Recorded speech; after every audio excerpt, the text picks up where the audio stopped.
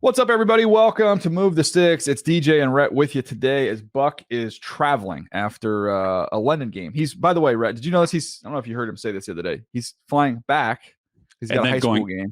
Going back.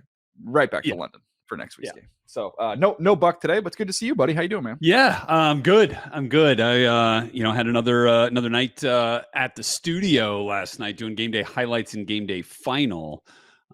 Which is kind of interesting because you do kind of get to sit and take it all in a little bit more than, let's say, when I'm on game day live and, I'm kind of subject, my thoughts about the game are kind of subject to the highlights that we end up showing. Like a lot of times I go back and watch the tape the next day and you're like, whoa, we didn't show this. So it's kind of good to kind of get a broader sense of what's happening with all the games. But yeah, it was a pretty good Sunday. Yeah, no doubt. We're going to go through 8 games that we dialed in on and touch on a couple of the other ones at the end. But I'll start, as I always do, with the game I was at, which is a theme that we have each and every week with the Chargers. I say it. It doesn't matter if they're playing the best team in the league, the worst team in the league. It doesn't matter if they're up 30, down 30. You know it's going to come down to the last possession of the game. And here we are once again. They run out to a 24-7 lead. The Raiders starting Aiden O'Connell, who we'll get to in a minute, making his first start. It just looked like everything was kind of going their way, and then all of a sudden now you've got you've got an offense that's stalled out. You've got a defense that is allowed a young quarterback kind of find his rhythm and work with Devontae Adams and get them back in the ball game. You have, once again, which I know I'll let you get to on the coaching decision to go for it deep in your territory, something that Brandon Staley's done a bunch of. All the complaints last week were about the play call, not the decision. So they do what everybody thought they should have done last week, and that doesn't work. We'll get to all of it. But my biggest takeaway from this game was it gets lost, the fact that the Raiders are playing a backup. But this is a Chargers team. Mike Williams, you lose him for the year. Corey Linsley is on IR. We don't know if he's going to come back or not. You're missing Joey Bosa. You're missing Derwin James. You're missing Alohi Gilman. You're missing JT Woods. They're missing their top 3 safeties. They're missing their best edge rusher in Joey Bosa. They're missing their defensive captain in Derwin James. I mean, there was a lot of guys out of the lineup. It looked like Rashawn Slater was kind of playing through something. He didn't look like he was 100% healthy. Yeah. And they won a game. So at the end of the day, style points don't really matter. You found a way. You won a game without a lot of guys. And the bye comes for them right now. They're going to be able to come back after the bye, a Monday nighter at home against Dallas, which should be a lot of fun. Yeah, that's exciting, to kind of understand how shorthanded you were, and then to also see some of your guys, who were there step up, like Khalil Mack, who, has your vintage from 5 years ago, Khalil Mack type of performance where he was just unblockable. Now, again, as you mentioned, it helps that you had a rookie quarterback who was still trying to assess things and work through progressions and maybe just a couple of beats slow on getting that ball out of his hands. At one point in time, Rhett, I did say during the broadcast, does he know this is not Marshall? You're not at Purdue, and you're not playing like a non-league game against Marshall here. Like, he is just settled in there, pat, sack, fumble. Just the clock, it took him a minute to get up to speed. It did. Now, he made some good throws in this game, like the throw to Devontae, on that, what was that third down inside the 10 to give him an opportunity there. He made some plays in the game for sure.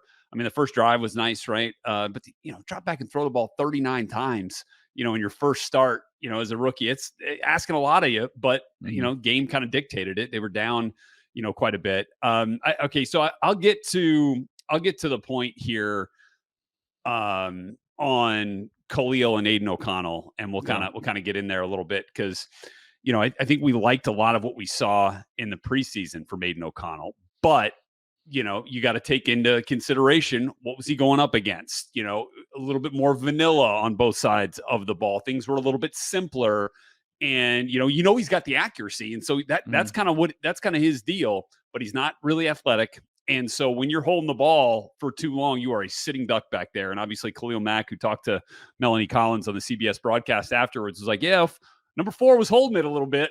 And so they really got after him there. I mean, they were seeing that, and he was clearly teeing off and feasting on it. So that was just kind of like a confluence of events there. A young quarterback trying to find his way, and then Khalil Mack playing, like the all-pro that he has been in his career. Yeah, a couple other things on top of that. Number one, I'd just as soon as see Aiden O'Connell the rest of the year for the Raiders. What are we doing here? This team is not good. This team has 3 players. Like when you look at them and you're getting ready for this game, I mean, we'll start on the sad side of things. Jermaine Illuminor is not an NFL starting right tackle, and he got warned. And I knew it coming into the game. I said Tuli Pelotu and Khalil Mack are going to be fighting each other to see who gets to rush over that side, and they got him for 6 sacks. But you look at the team: Max Crosby, elite player. Devontae Adams, obviously elite player. Josh Jacobs is a really, really good player. They have 3 guys. That's it. I mean, this roster is not good. It's in bad shape. And at this point in time, Jimmy Garoppolo is not your future.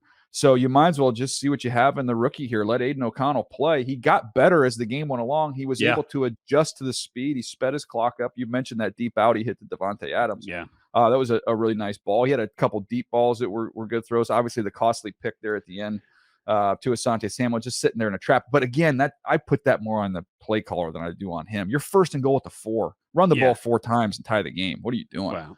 He's also not really a sprint right player to me. No. You know what I mean? No. But I get it. I guess, you don't want to change up too much of what you do, but man, that's a tough one. Obviously didn't see Asante. I don't know how much of this you're able to see that. Did you see the Tillery late hit on the sideline? I mean, what are you doing? What are we doing? Come on, man. I mean, we eviscerated him on the broadcast. I mean, obviously it's a Chargers broadcast. He's a former Charger player. Didn't end well there. And it was such an over the top. I mean, he's going to get a huge fine on that thing. And you can see that the what tells you everything about that replay. Watch it in slow motion and watch Max Crosby, who's the only other Raider in sight. Oh, I saw it too. He was so puts upset. His hands up, just like, what are you doing?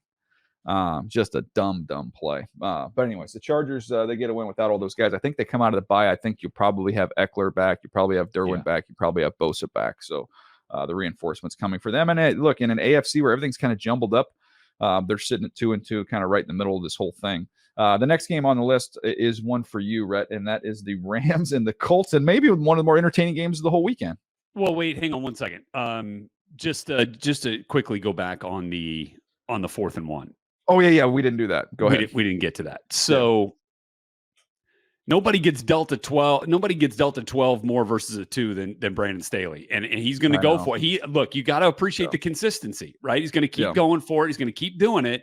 At some point, you felt like at that point with the bum finger and hand, maybe that wasn't the time for the QB sneak. Like you're worried about ball security there too. He wasn't right? good on the QB sneak earlier in the game either. Right. Was not great. So I wonder if the lack of success in those situations then has to factor into the analytics side of it, right? Do you have to plug that data in and say that, hey, look, we just haven't been good in these situations. Maybe even though the win percentage is up there in terms of the situation, maybe it's not the best situation for us. I mean, does that factor in your opinion?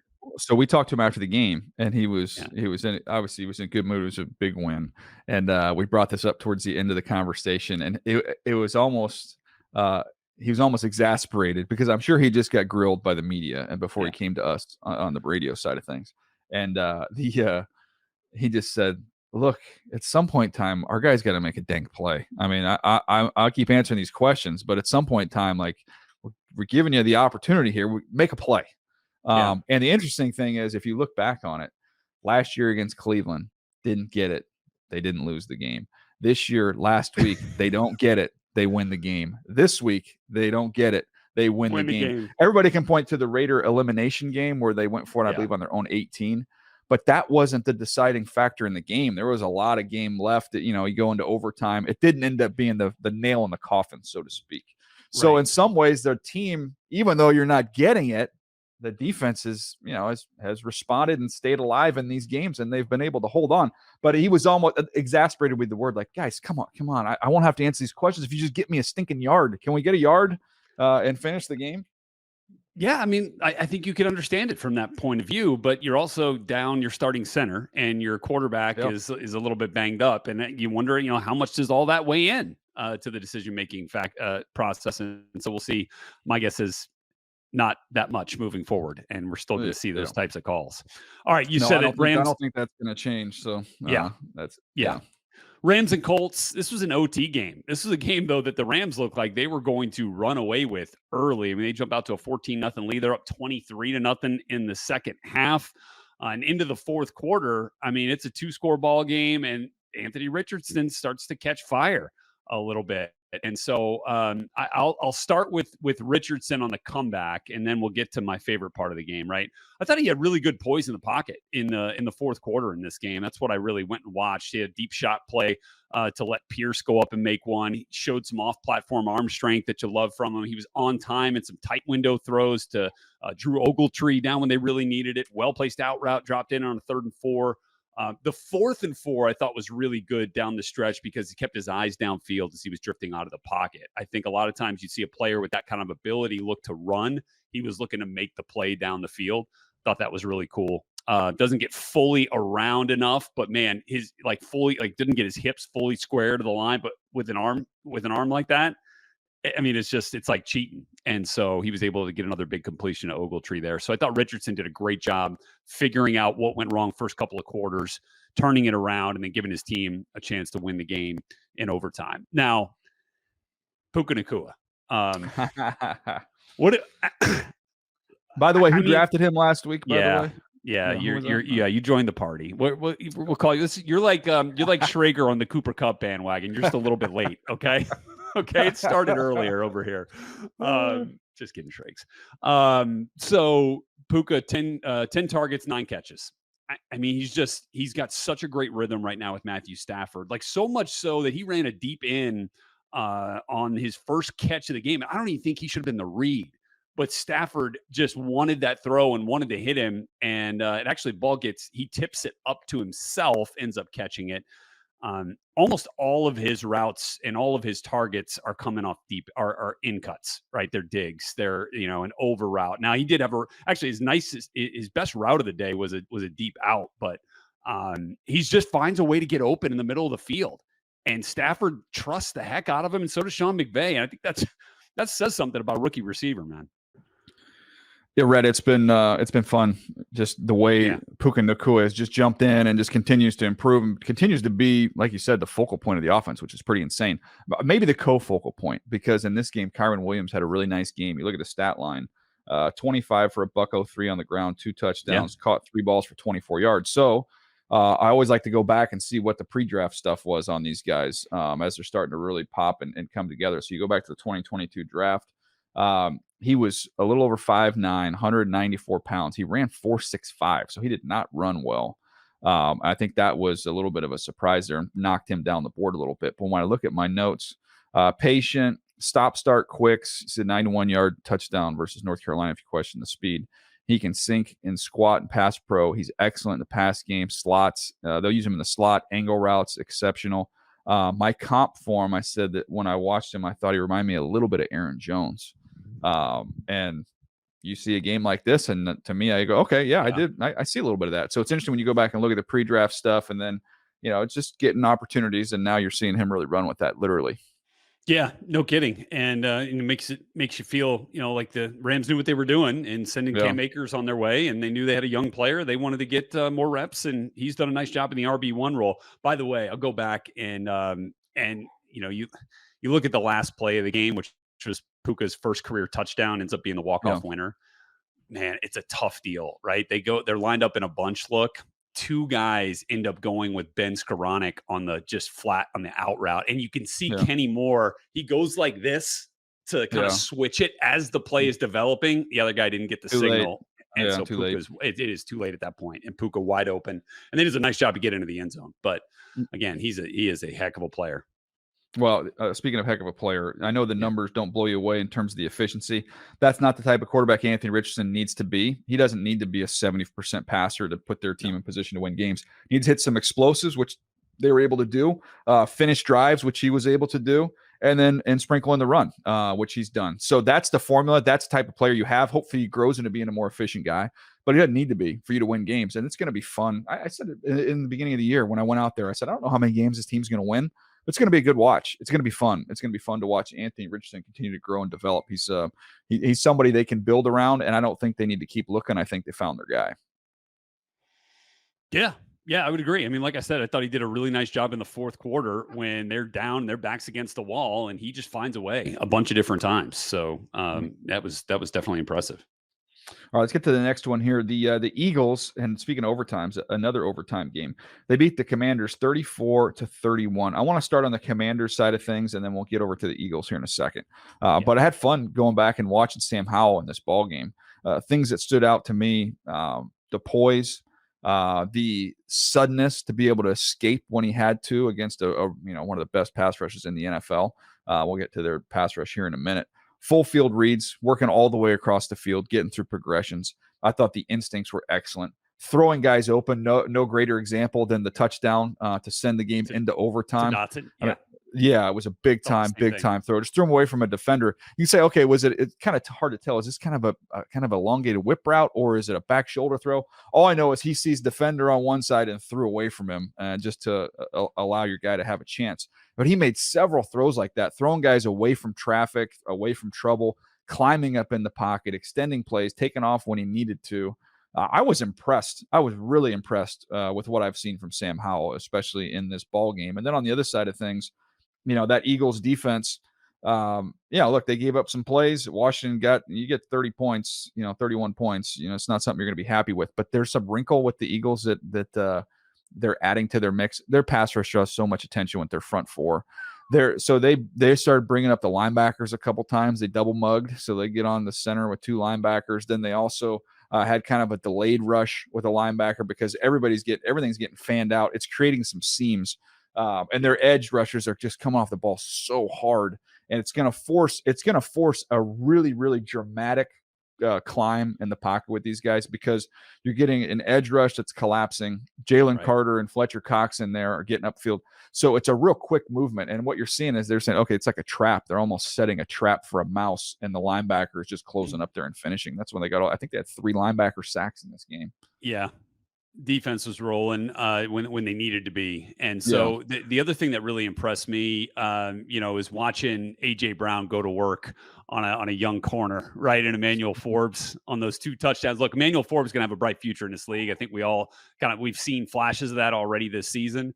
And obviously we know when he gets his hands on the football, he can. That's an egg bowl. That's an egg bowl matchup. That is Ole Miss, Mississippi State right there. And AJ Brown showed him, all right, still some work to do here, kid. Because he got him a couple of times, and those were 2 huge plays in the game.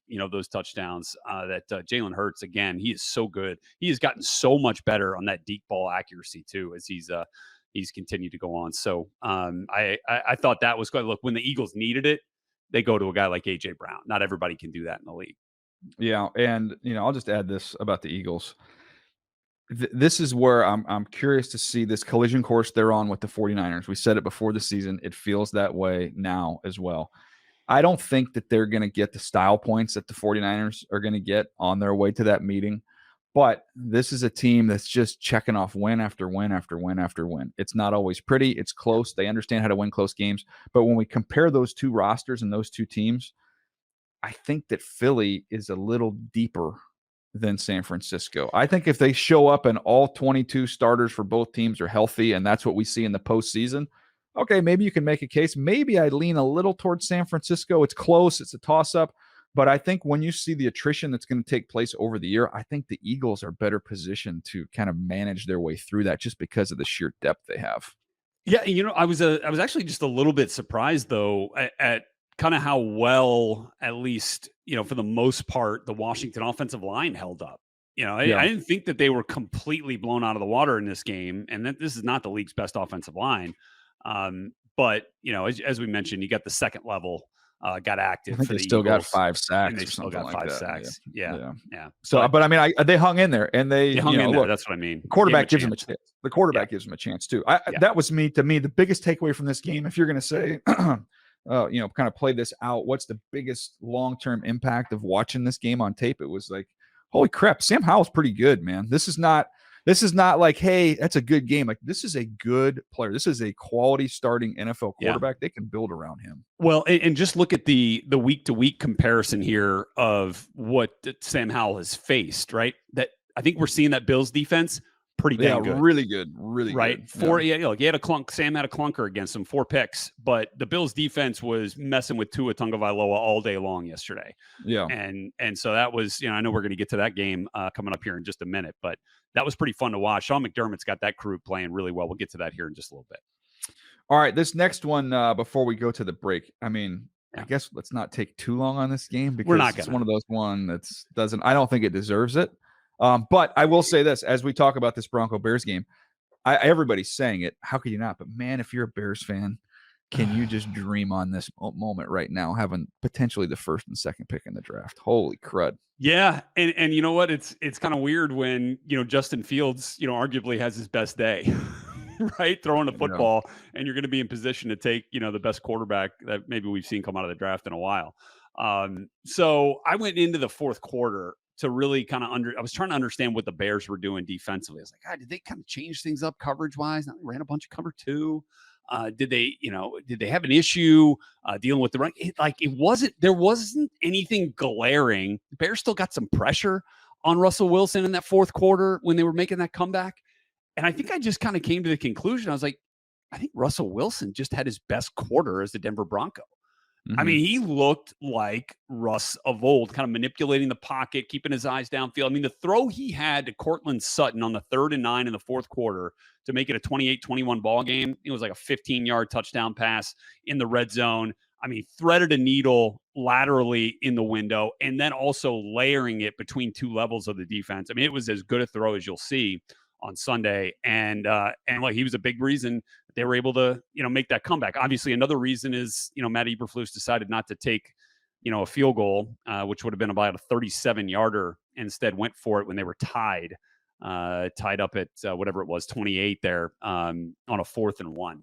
And obviously they lose by field goal. So yeah, not ideal. Is that what you're getting at here? I'm trying to pull up. One last thing here, because you mentioned it. We do like to see kind of follow some young guys that maybe aren't always in the spotlight. Nick Bonito, I think, is starting to come on a little bit for the Denver Broncos. I mean, he's got almost as many pressures this year as he did all of last year. And 5 pressures in this game, 2.5 sacks in this game, and that strip sack obviously was really the turning point for the Broncos momentum wise and as it relates to the ultimate result. I'm glad you said that, Rhett, because while you were doing that, I'm looking up the get off numbers. So you go to Next Gen Stats and have all the access to get in there to all the goodies. And if you just look at linebackers, D linemen, minimum of 20 pass rush snaps. It's interesting because you watch a guy with your naked eye and you're like, God, Nick Bonito looks like he can really get off the rock. So let's pull up the numbers. As I'm pulling this up, I did not know where he was on this, but it shouldn't be a surprise. Number 1 in the league is Myles Garrett. Okay. Got it. So that tells you first and foremost, there's something to this. Second, which is a surprise to some, unless you know that this guy's up there every year because he's got unbelievable anticipation. Derek Barnett is at 6.66 with the Eagles. His teammate, Josh Sweat, again, they preach get off, 0.69.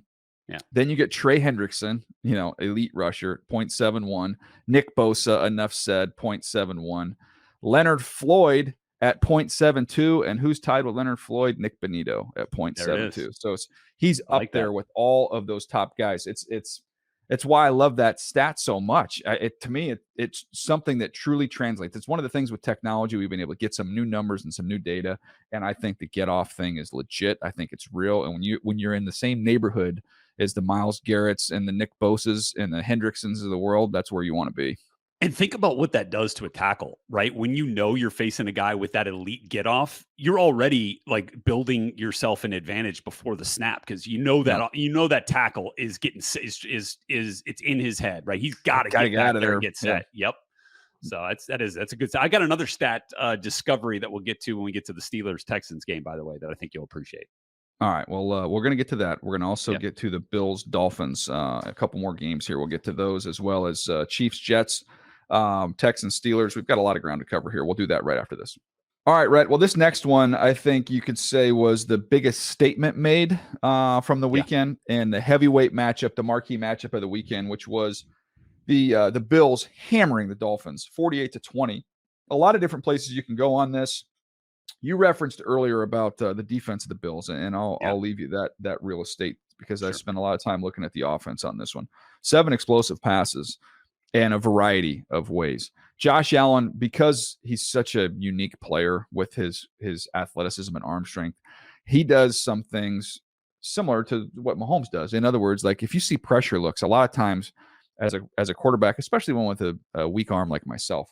It is, I see pressure coming, back foot, ball's gone. I've got to Yep. get it out. The pressure's coming. These freakazoids just get depth and say, that's fine. Why would I don't want to try and hit a slant here. I'm going to retreat like a son of a gun and buy some time vertically that way. And then then you're vulnerable in the back end. I'm going to make you pay with a big shot. And that's one of the things that Josh Allen, Patrick Mahomes, these guys can do. It's such an advantage, man, to have a huge arm like that, to be able to pull that off. They did a nice job on schedule throws, bang eight, bang, right on him, rhythm throw. Then you see Josh scramble around, buy some time, hit the back on kind of just a scramble drill play. And James Cook ends up getting you a big explosive. Back shoulder balls, excellent. Then you have what I like to call scheme winners, where you see so much of this now. You're seeing a lot of teams run that orbit motion, right? Yeah. So they're throwing that glorified bubble, and then they're having a lead blocker with the wideout. So now I've seen this in other games I've watched through the early portion of the season. You're seeing that orbit motion. Now you're getting the pump, you're getting the stock block and go, and you're just putting that corner in such a bind. He's sitting there going, I've got to get off this block and make this tackle on this bubble that's coming my way. And all of a sudden, wait a second, he just slipped me. And now he's up the sideline and you're getting a big play. So you have the ability to adjust versus pressure, on time, big time throws. Finesse, throws in terms of back shoulder accuracy, like that's a skilled throw. And then you get this stuff, game design winners. It's like they can do infinite amount of things offensively when Josh Allen's playing like this. That missile to Gabe Davis on the first touchdown throw. That's just so much fun to watch that and to watch that trajectory. And that thing's on a flipping rope, right? Yeah. And just right in there, right where it had to be. Love getting Stephon Diggs going in this game, and then watching him kind of build his you feed him and just he continues to get better, right, as the game goes on and more difficult to deal with. You saw that on the run after the catch on, I think it was the second touchdown. I mean, it was so much to like there. Now, here's the other thing. I think we maybe forgot and need to come back to appreciating how good of a defensive coach Sean McDermott is. Yeah. Right. Yeah. I mean, like that's his forte, right? And that's essentially what gets him, the Buffalo Bills head coaching job. And the last couple of years, he's had Leslie Frazier calling the plays, and that's still been a good defense. Leslie did a good job there, but man, I mean, McDermott is rolling right now as a play caller. I mean, he had Tua Tagovailoa guessing all over the place in this game. And I think some of their best plays was trying to get the ball to Devon Achane. And obviously he had a 100-yard day and an explosive day on the ground. But man, they did a pretty good job keeping those deep explosive plays in the pass game under wraps. And that's easier said than done. So I went back and watched the defense this morning. I spun through it, and I just wanted to see, okay, I'm gonna watch all the explosives that the Dolphins were still able to generate, and then I want to watch how they got off the field defensively. And I'm like, okay, can I find something? Is there something in here that correlates between they're allowing big plays and they're limiting big plays? And I honestly read it. I thought it was pretty interesting. It was pretty telling to me. It was quite simply linebacker depth. Like that was it. Like when their linebackers off all that play action stuff, you step for the Dolphins are just trying to manipulate you to just either hold or just give me one or two steps, lean in, pause, just to create that gap, that distance between the linebackers and the safeties. And that's where they operate. That's where Tua lives, in that area. Yeah. But when they were disciplined and just basically, and look, you're going to give up rush. Who cares? If Achane wants to run for 100 yards, that's fine. We're not playing downhill. We are getting out of there. Our linebackers are athletic. We're going to get out and we're going to rally and tackle. You're going to have to check the ball down. You're going to have to throw it underneath our second level. We're not going to let you work between our second and third level. And the reason you do that is you get your linebackers the crap out of there. When they got depth, there was nowhere to go with the ball. And Tua was reluctant to try and really check the ball all the way down, because people talk about the deep ball, talk about check. Tua lives in the middle. He is the intermediate king. That is where he is most comfortable, and they just kill teams with those throws. And those turn into those 60-yard touchdowns, right? Yeah. You catch it at 20 and then you run for 40. Yeah, you catch it on the dead run. But to me, linebacker depth, it's the discipline of that too, because your whole life in football, you've been taught, you see the ball in the belly of the back, you are taking a step down, you've got gaps, you've got responsibilities. Screw that, man. Get the heck out of there. And then I think, again, it comes back to something I think we mentioned first or second week of the season, but the roster decision from Brandon Beane to let Tremaine Edmonds go get the big money deal elsewhere, feel really good about Matt Milano, and then know you drafted Terrell Bernard, who can really run. and man, that is a really good off the ball linebacker duo right there with Bernard and Matt Milano. But yeah. Anything Anyway, else on that game? I think that pretty much covers it. But I think for the most part, we're seeing good Josh Allen. Like, and obviously the one game, wasn't great a couple weeks ago, but man, 21 to 25, even more touchdowns and incompletions in this game. So that's winning football. By the way, did I tell you I pick up the tuxedo today? Got it. Yep.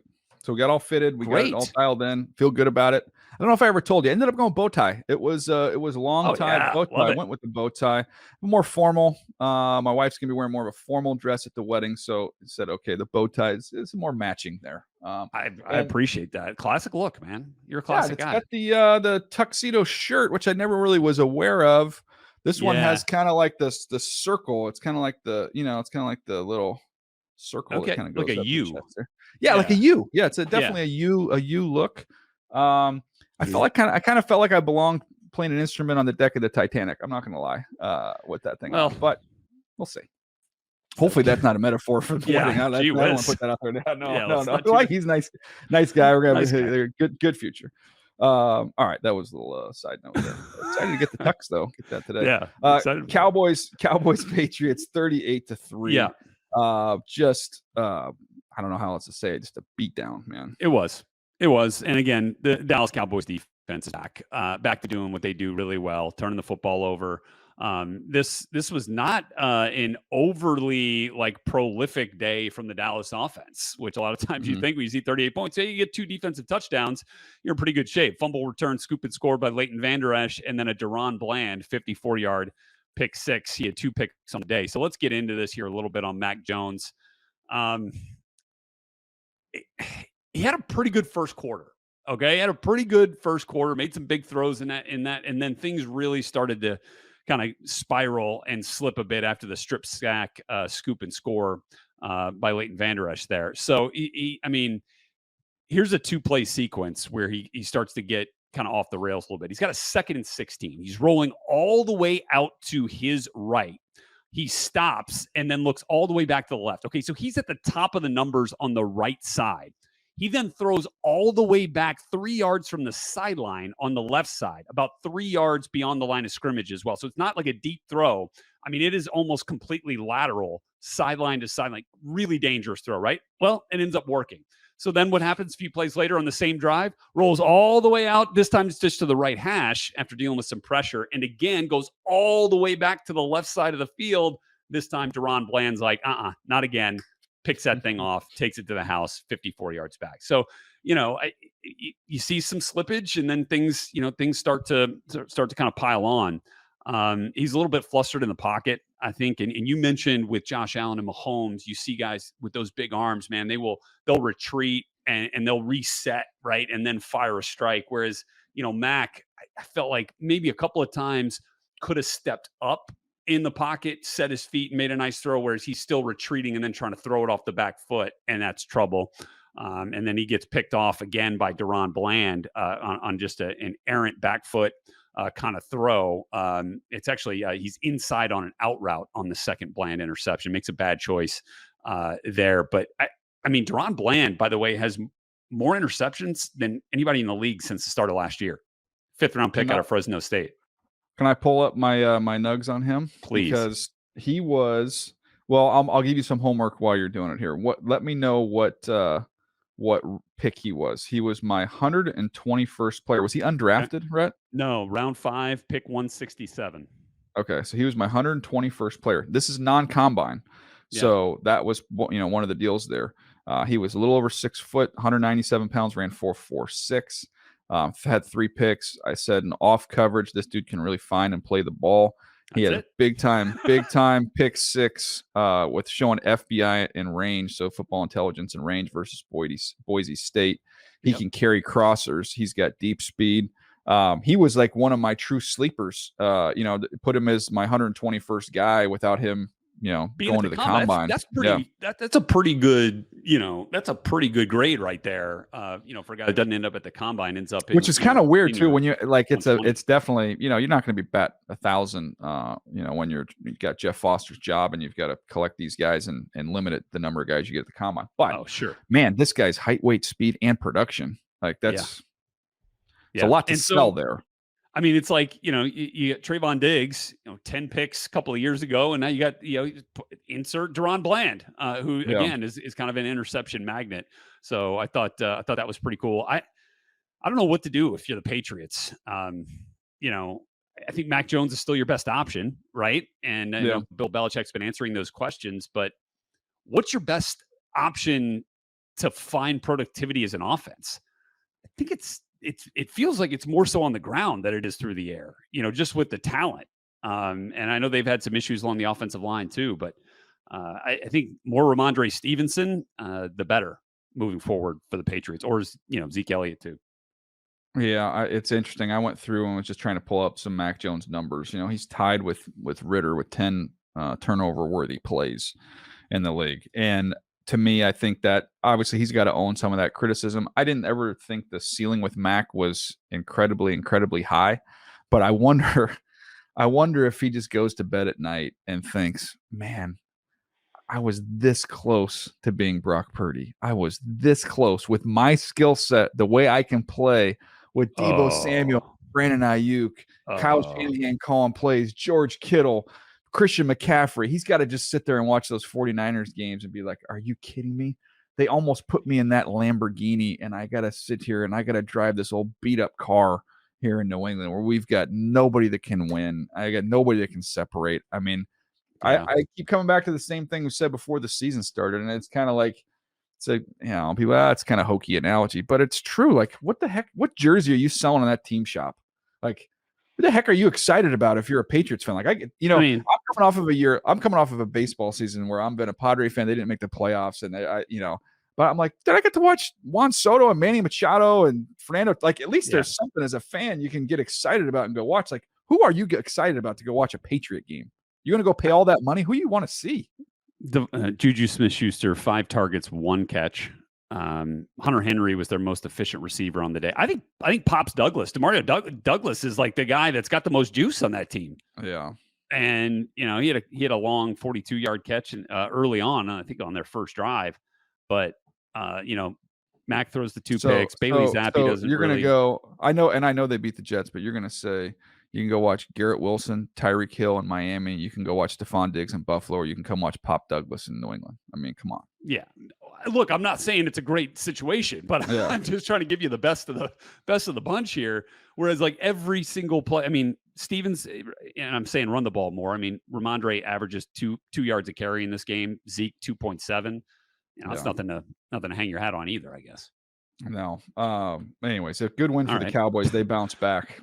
So good on them. But I just, again, I don't know where the Patriots to me feel like a little bit like the Raiders we talked about earlier, where it's like, okay, this team's not good enough to win anything. So who are the building blocks that you can, have in place to go forward with? And you got to have some major upgrades to the talent, or you got no shot. Yeah. I think you're right. I mean, it's kind of been building towards this too, like or falling towards this. Falling, right? It's been like a simmer, right, towards this thing for a couple of seasons. All right, what do we got next? They got the Sunday nighter, Chiefs and Jets. It was interesting, going back and watching that this morning. Let's start on the Jets offensive side of the ball, because I think that got the most attention. Rodney Harrison got a lot of attention for it. Was a little harsh, a little much on that one, a little over the top. But I wanted to start with Zach Wilson. This is his best game that he's probably played as a pro against maybe one of the top 3 defenses in the NFL. The Chiefs are really, really good. So that was encouraging to see. Now, when I went back and watched it, I still think he's late. I still think he missed some things where you've got guys, you've got a mesh route where everything is set up to pick and get the back out in the flat, and the pick works, and you've got him in the flat. It's a walk-in. And he doesn't see it. So I still think there's times where he's not seeing everything great, but I thought he played more under control. I thought they took the training wheels off, so to speak, let him, just be a little bit more of attack mode. I think you can get into dangerous territory when you're just don't screw up, don't screw up, don't screw up, don't screw up, don't screw up. Like you can't play the position like that. You've got to have a little bit of a stinger. And I thought you saw that kind of grow with him as the game went along. The fumble, I'm sure he'd love to have that one back. But on the whole, I thought this was something he can learn from and grow from. And I don't even know if I'm reading much into this, but just Aaron Rodgers, even just being around, I think is a calming influence. And again, it's that all that doubt, and you even saw it some after the game when they had the camera close up on him, and he says, "Sorry, bro, I lost the game for us," or whatever he says. Yeah, which is a totally different attitude than he had last year. I think he's way more endearing to his teammates, this version of Zach Wilson than he was previously. Long story short, Rhett, he's not like to say that he's fixed. No, he still has a lot of growth. But I looked it up, man. He's 24 years old. Like this dude is still 24. And the one thing I would like to put to bed, that might be the best game he ever plays. He could be out of the league in 2 years. I don't know. We'll find out. But the whole narrative that he was just one throw at a pro day, and that's why he got drafted. I'm like, just stop. Come on. Just stop. Like the guy has elite traits coming out. Like he made ridiculous in-game throws. He's very athletic. All that stuff's there. But if you were going to say, what's a tough position to go on? Well, you're going to go someplace where there's extremely high pressure on you at that position, a ton of attention. You don't have a great offensive line when you get there. You're going to cycle through offenses and offensive coordinators, and then your confidence is going to be shot. And oh, by the way, you play in a division with Bill Belichick, McDermott, and then a Dolphins team that's had as much talent as anybody since he's come into the league. Like it was a crappy hand the kid got dealt. All I'm saying is that nothing's been determined, and this doesn't mean he's going to be good because he played one good game. But hey, look, for one day, you'd be excited that there were steps taken forward in a positive manner. Yeah, I would actually kind of characterize it as I feel like he had his best 8 hours as a pro. Like I think when you talk about putting your 8 hours in, just like putting in a work day, and that means that means your preparation going into the game, the whole deal, and then it also means how you react after the game, right? Because we've seen that go the other way, with Zach. But I thought it was really telling to see Randall Cobb and Alan Lazard come up to him after the turnover and be like, "Hey, we got you," like this. We can win if you're playing like this for 4 quarters. We can win. We can back each other up here. Like this is something we can kind of feed off now and build off moving forward. It felt like there was this like kind of a come together moment there for that offense that maybe they hadn't had, truly in one of those tough situations yet. So I thought that was kind of cool to see. And then, Zach stand up after the game. Obviously you can't take your eye off the ball on a snap like that, right? Got to make sure you secure. That's priority one. Secure the ball, and then let's go play. And obviously, just didn't there, and that ended up leading to it. But that final drive was kind of insane for the Chiefs. The amount of penalties that were called on that thing, and I think a lot of people are talking about the Sauce Gardner, call. Yeah, maybe by letter of the law, it's a hold. You hate to see it on a 3rd and 20, right? And there's a couple of different plays. Patrick Mahomes is sitting back there for 7 seconds before he ends up taking that open runway for the 25-yard scramble. Playing man coverage in that situation is risky business, isn't it? If you're the Jets. So I'm going back and I'm pulling this up because, the game in Mexico City in 2019. I'm down there. It's Chargers Chiefs. It's late. And Mahomes ended up with 5 rushes for 59 yards with a long of 24. And I believe late in this game, it was again another like 20, maybe that was a 24-yard run, but it was a 3rd down, 3rd and forever. And he ends up just being fast enough. And it's the last thing you're thinking of. You take away everything else. And all of a sudden it's like, oh crap, you mean to tell me this dude can run too? And he does it. And he's usually pretty good. If you go back and look at every big game that he's played in, he has 1 or 2 of these runs that extend drives every single time. He has an innate feel of just knowing, oh, there's enough. I can go get that. And he goes and does it. It's incredible. It's one of the reasons why, when I've talked to, I don't remember if it was Gus Bradley or who it was a defensive coordinator I was talking to about him. And obviously nobody says they have the answers with Patrick Mahomes, but one of the keys was, everybody says, oh, you got to keep him in the pocket. You got to keep him in the pocket. Their thing was, we're okay if he gets flushed out right or if he gets flushed out left. The thing you can't do is open up lanes where he can run shoulders squared towards the line of scrimmage in the middle of the field, because not only then do you have to worry about him running, but now he can access every blade of grass on the entire field like that. I mean, he's made some incredible all the way out to the sideline to the right, maybe throw it back to the hash. But I mean, he can't get it to the other sideline from there. When you're in the middle of the field, you literally have to defend from one sideline to the other sideline. But they just had some creases, and he was able to get up in there, and then you're in trouble.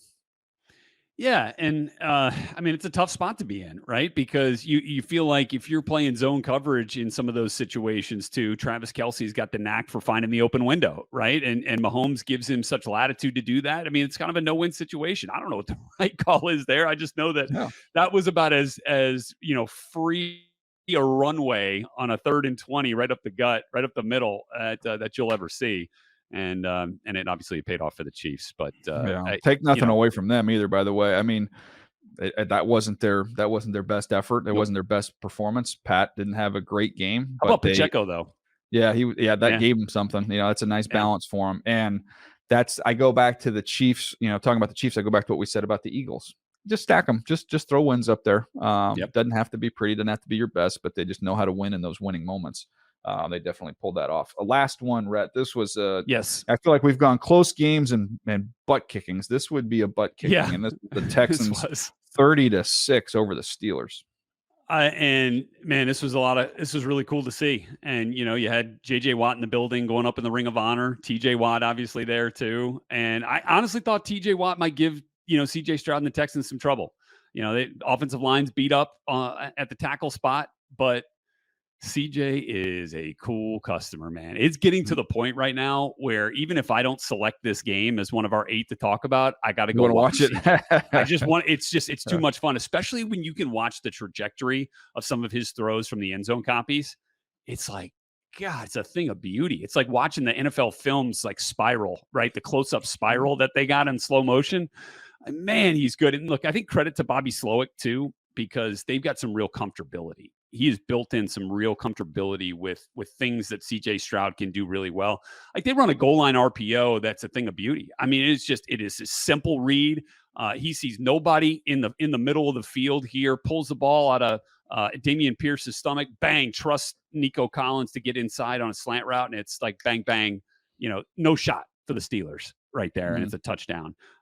He's got another RPO where he sees the pressure kind of developing before it even happens. He's going to have unblocked pressure, and then he's like, bam, I'm going right to Nico Collins. I mean, the ball comes out, right? It's just, it's a lot of fun to see. And so I'm watching these throws, right?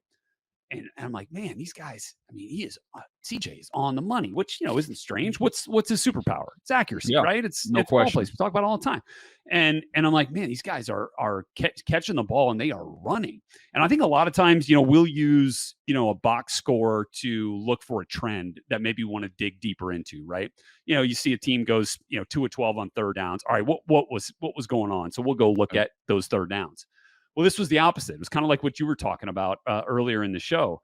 And I'm like, I wonder what their yak was this week for the Texans. Yeah. Well, sure enough, they led the league in yak yardage this week with 178 yards. And is that because, Nico Collins and, and John Mechie and Brevin Jordan and Tank Dell, I mean, like, they're good players, right? Who have the ability to generate yards after the catch. But a big piece of that is CJ Stroud putting that thing on the money. None more beautiful than the 3rd and 7 corner out from the slot by Nico with under 4 minutes to go.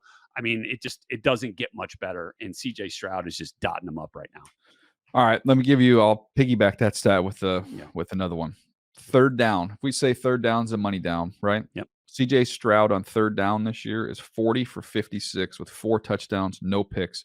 His adjusted completion percentage, meaning what his completion percentage should be, is best in the league, 86.3% on third down. 86.3. DJ, do you remember my takeaway from the Texans game in week 1? This dude was 14 of 16 on third down. Yeah. And they didn't convert every one of them, but that's incredible. That is absolutely outstanding for a guy in his first 4 starts to be sitting there. And again, not turning the football over. 4 touchdowns, no picks. He's been sacked 3 times, but they've had 4 drop passes on there. His completion percentage, I believe, is like 73%, but adjusted completion percentage would put him at 86%, which is incredible. Just stupid. So he is off to a great start, and they are looking like they not only have found their guy, but they've got a chance to. And we were thinking maybe this is Trevor Lawrence's division for the. No, they're vibing right now. No, they're ready to go right now. Got the defense right playing now. really well. Yeah. So fun times in Houston. Any other games you want to touch on before we jump out of here? Let's see. What did we miss? I mean, Baltimore, Cleveland, obviously, Deshaun Watson, I think that's really unfortunate for the Browns. He plays his best game as a Brown last week and then, unable to go. Can I argue that was the best thing? Can I argue that was the best thing for the Browns? Because you do not want, you don't want DTR to go off. DTR comes in there and goes off, and you're like, well, wait, we're Deshaun Watson committed with financially, like he's not going anywhere. Right. And all of a sudden now you got every game like, I don't know, the other guy I think is better than he is. Well, that was put to rest quickly. Yeah. The other thing I would say in terms of takeaways, the NFC South might be the Tampa Bay Buccaneers division, and I'm going to tell you right now, I don't know that I predicted it. No, I don't think that division is decided by any stretch. The only thing I would say is that Atlanta does not look good. That would be the other side of it. But it's theirs to win. The Saints, I don't know what their deal is, and that's just that's a tough one to figure out. 13 catches, 33 yards for Alvin Kamara. I don't even know how that's possible. One of the weirdest stat lines. The Panthers, they are 0-4. Man, they don't have anybody for Bryce Young. I feel bad for him. I know there's probably some times he held the ball a little bit long, but I don't know what they're supposed to do with what he's working with. The Vikings get a much needed win. Vikings sitting at 1-3, but I still feel like very much alive, very much, everything's still in front of them. I don't think that division. You'd like to think so, right? Yeah. So they'll be okay. This could really, we were talking about Bucky not being here. He's going to go meet the Jags. He was in, London to see the Jags who get the win over the Falcons, kind of hang on if you're building an early lead. This could turn out to be a kind of pivotal point for the Jags, a 2-week stretch where they kind of get away from the expectation stateside where they were struggling a little bit, kind of come together on the road in London and play 2 back-to-back games. If they beat the Bills, I'm not saying they're going to, I won't pick them to, but this you'll look back on this as being like a real pivotal stretch for Jacksonville. No doubt. And we touched on the Niners a little bit earlier. Look, McCaffrey goes off. He was unstoppable. Purdy doesn't throw incompletions. Again, they're on cruise. They're on cruise control. Yeah, one incompletion. They're on cruise control. And look, that being said, 17-10 at half, 21-10 at half. At least the Cardinals are putting up a fight. They get us there. Yeah, they end up. What was it? It was 21-16 in the third quarter of this game, and they give up 14 in the fourth. So they're competing. They're playing hard. They don't have the guys they need, but it'll be interesting to see what their timeline is with Kyler. Yeah. Hey, real quick before we go, just because it's setting up that way, at least as it stands through 4 weeks. Bears with picks 1 and 2. I know, it's unbelievable. Are you a quarterback? Are you Caleb Williams, Marvin Harrison, or are you Caleb Williams, offensive tackle? No, I am quarterback and trade and get the farm for the second quarterback. Hopefully you don't have to go too far. Hopefully there's somebody that's in the top 5 that's Jones and who that second go down quarterback to 4 is. And still get you're going to get one of them or the tackle. Yeah, you get one of those guys or a pass rusher. But to me, it's never been more apparent. And Bryce Young is a great example of this. If you're going to draft a young quarterback, the early part of his career, every resource goes to offense. Apologize to your defensive coordinator. Yeah, we will try and help you out down the line, but right now we are going to just collect as many weapons and offensive linemen as we can, and we'll fix the defense down the road. There you go. Bears. Gosh, it's the the best and the worst of times if you're a Bears fan, because you can have some hope and optimism. Man, first and second pick, holy crud, we could really get this in this draft. Going. Yeah. Oh yeah, that'd be a lot of fun. Assuming all these guys don't just keep the NIL money and stay in college. Right. Who knows?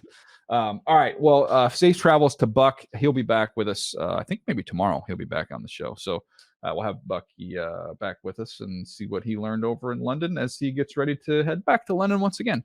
Appreciate you, buddy. Thanks, man. We'll be back. I'll see you tomorrow. Yep. All right. There you go. That's it. Move the sticks. We'll see you next time right here.